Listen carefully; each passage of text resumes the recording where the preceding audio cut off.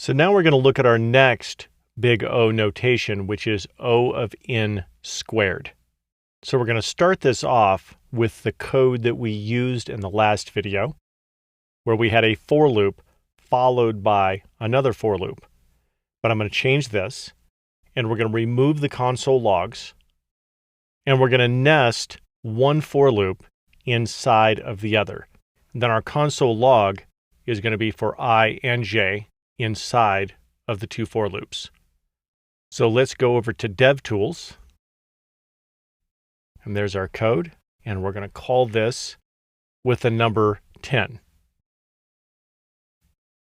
So let's run this, and if we scroll up to the top, we start with 0, 0, and if we scroll to the bottom, we go to 99. So we output 100 items. So let's go back over here. The number of items that were output in this case is n times n, or n squared.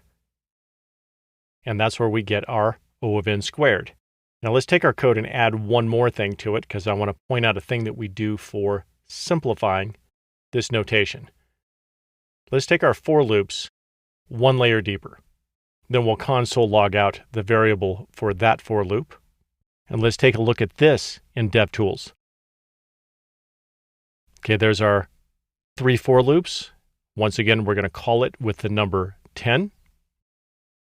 And we'll run this. So we end in 999 at the bottom there. And if we scroll all the way to the top, we have 0, 0, 0. So we had 1,000 things that were output in this case. Let's go back over here. So we had n times n times n operations, or 10 times 10 times 10, since we passed it the number 10. So this is n cubed, which would be O of n cubed. But it doesn't matter if it's into the third, into the fourth, into the 10th. We are still going to write this as O of n squared. We're going to simplify this. So let's take a look at this on a graph. So if we had two sets of code that accomplished the same task, and one was O of n squared, and the other is O of n, the O of n code is better, because it's going to complete the task in fewer operations. So this is our first opportunity to see how it is that we could compare one code set against another.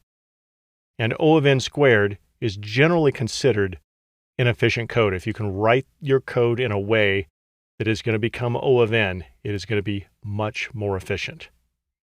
So that is O of n squared.